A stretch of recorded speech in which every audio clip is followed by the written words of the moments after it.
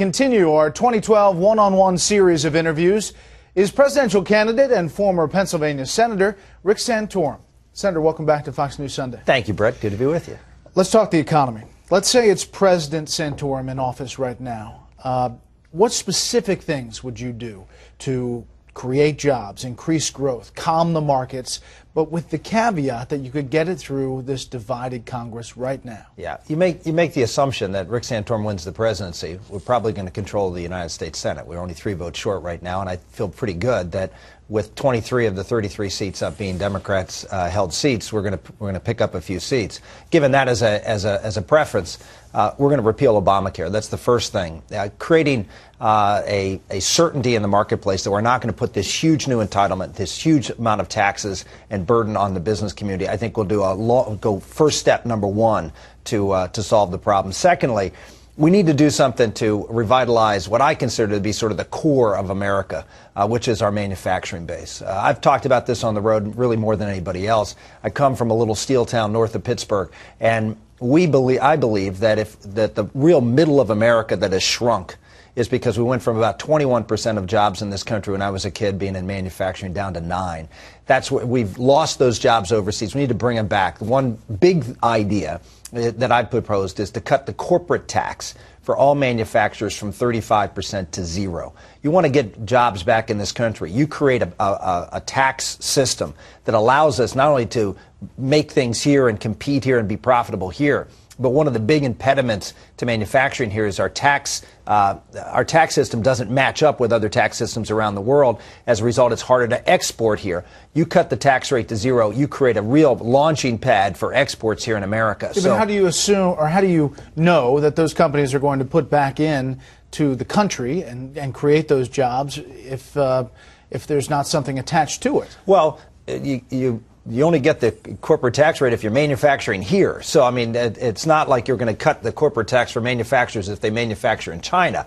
No, if you have to manufacture here in America to get the 0% rate. And that, to me, is a very, very powerful incentive. There's other things we're going to do. Talk about energy. That's a very big part. Pennsylvania is now having a boomlet because of the Marcellus Shale and the gas industry there. We're going to drill 3,000 to 4,000 wells in Pennsylvania this year, gas wells. We're enormous economic activity in the rural parts of our state. We need to do that in other areas to do 2 things. Number 1, to create jobs in the energy sector. But number 2, to create a stability for the manufacturing sector. The fact that we now have stable gas prices, and probably will for quite some time, is a great incentive for manufacturers to come back because they're one of the heaviest users of natural gas. What makes you more qualified than anyone else in this current field to create jobs or to turn this economy around? Because right behind you there, I've gotten things done. I mean, that's the real difference between me and everybody else in this race, is accomplishment in a tough environment, and to get conservative things accomplished.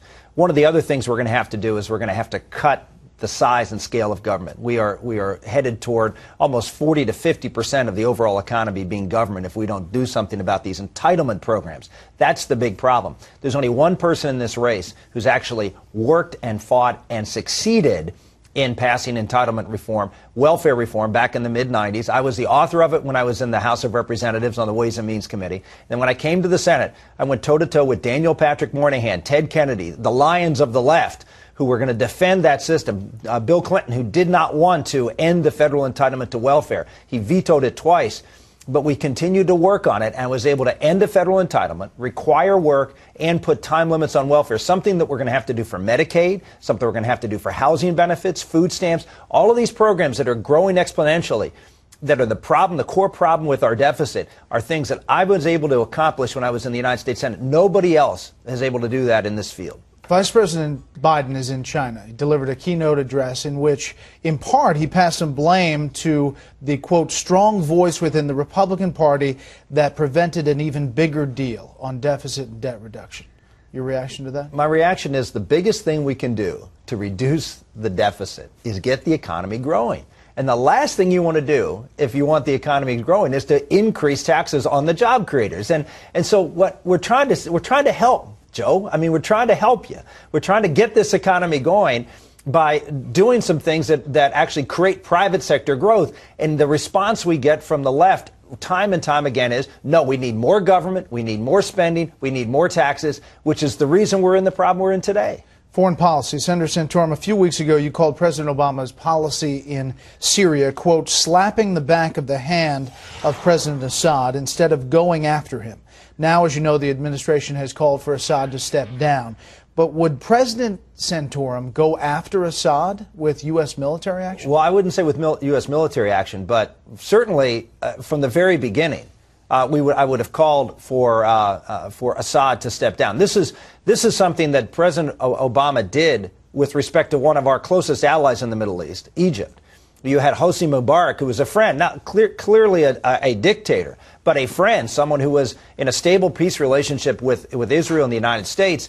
And as soon as the riots got anywhere intense, he immediately called for Mubarak's removal. He's done the opposite with Syria, which has been a thorn in the United States side, obviously a thorn in the side of the Israelis. And I'm someone who actually has experience in this. I authored a bill, helped pass it through the United States Senate, called the Syrian Accountability Act, which actually did help get Syria out of Lebanon, which was a threat to Israel and its northern border. So I have experience in this area. I've been successful in getting things passed through the Congress to put some constraints on Syria, and we should have done the same thing in this case. In Libya, it appears the rebels are now surrounding Tripoli. There's a call by Muammar Gaddafi's government for a ceasefire this morning, but they're under heavy attack. How much role, if any, should the U.S. play in a post-Gaddafi Libya? Well, this is another strategic area and strategic country in the area. And obviously, we should be very much engaged with these rebel forces. We've now taken sides as a result of the Obama administration's policy. Now we need to maximize our influence within this group. So hopefully that's going on right now. Hopefully we're developing relationships, we're building bridges to that rebel regime, and when they come into power, that we will have some influence and some ability to be able to work with them to establish a stable regime in Libya. Let's talk politics. Senator Santorum, the last time you ran for office as an incumbent from Pennsylvania, you spent $26 million on that race. You still lost by 18 points. Yeah. This year, you're an underdog with relatively little money, that's fair to say. Yeah. For Republicans whose main concern is to defeat President Obama in 2012, aren't there several other candidates who realistically stand a better chance of doing that than you do? Yeah, I mean, what people look at is the last race I ran, which was a miserable election year for Republicans. We lost 5 congressmen. We lost the governor's race by over 20 points. We lost the House of Representatives by the worst margin since the Great Depression. It was a meltdown in Pennsylvania, as it was in a lot of the mid-Atlantic states, and I got swept out with everybody else. George Bush was about 36% favorable on Election Day in Pennsylvania that day. I mean, it was a miserable year. Go back and look at the other years where we were competitive. In 2000, George Bush lost the state of Pennsylvania by 4 points. I won it by 5.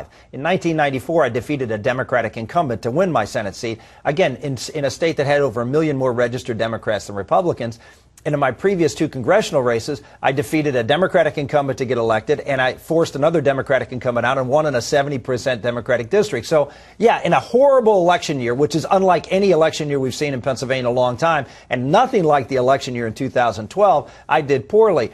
But if you look at the track record, it's a pretty darn good one. And if you look at the polls today in Pennsylvania, I'm dead even. I'm the only person in this race, other than Mitt Romney, who's, been out there campaigning for a long time, who is dead even with the president in Pennsylvania. Here's what you said after our debate in Ames, Iowa. Last night I was on Greta's show, and I said that I would get tougher questions from Anna Mosa at a town meeting than I would from Bret Baier, which I wasn't sure that I didn't get any questions from Bret Baier. Now, besides ripping on my questioning there, you were not happy about the timing and the number of questions. Now, let me say, the official tally had you right in the middle of the pack, getting 10 questions, talking for 9 minutes, 12 seconds. That was just 55 seconds behind Governor Romney over the 2 hours, who used the most time. Do you think your performance in that debate affected the straw poll or your standings in this race? There's no question on 2 fronts. I mean, obviously, the questions I did get later in the debate definitely helped me. I had a lot of people came up to me and said that the questions I answered was one of the reasons they voted for me. The complaint I had was in the first roughly hour of debate, I think I got 1 question. I got a lot at the end, but and most of them were geared towards social issues. And again, it's one of those things where you sort of get pigeonholed as a candidate. And I think if you talk the conversation we had today My record on national security is better than anybody in this race, far exceeds anybody in this race. My record on moral cultural issues far exceeds anybody in this race. And if you look at my record on entitlement reform, there's nobody that can touch my record. And those are the things I'd love to be talking about, particularly in the area of health care reform and taxes. In 2008, you called Governor Romney the candidate who will, quote, stand up for the conservative principles we hold dear. Yeah. A month ago in Iowa, you suggested to Iowa voters that they should pick someone they really like, just not Romney. Right. But in 2008, didn't you really like Romney? I mean, what's different now? Yeah, I endorsed Governor Romney 5 days, I think 6 days before he dropped out of the race. I endorsed him right after the Florida primary, when it looked like it was going to be a choice between Governor Romney and John McCain. And in that race, I really felt anybody but McCain was the best solution. I mean, nothing against John McCain personally, but I just didn't think he was going to be our best candidate in the fall. It turned out to be that way. And so he was the alternative, and that's why I chose him. I had concerns. Obviously, I didn't endorse him until 5 days before Super Tuesday. But my biggest concern then, and it is now, is Romney Care and the fact that he was for a top-down, government-run health care solution. I don't care if it's the state level. I don't care if it's in the township he lives in. We should not be for government-run health care or top-down solutions to big problems like that. Last thing, Texas Governor Rick Perry is obviously getting a lot of attention in this race since he's thrown his hat in the ring. Does he have what it takes to be the GOP nominee?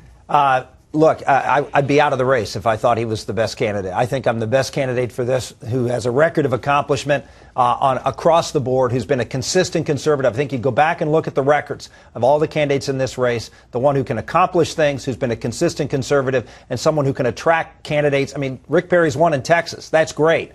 We're going to win Texas no matter who the nominee is. But we're going to have to win Pennsylvania and Ohio and Florida. I've got the track record to win in those states. Senator Santorum, thanks for the time. Thank you, Brett.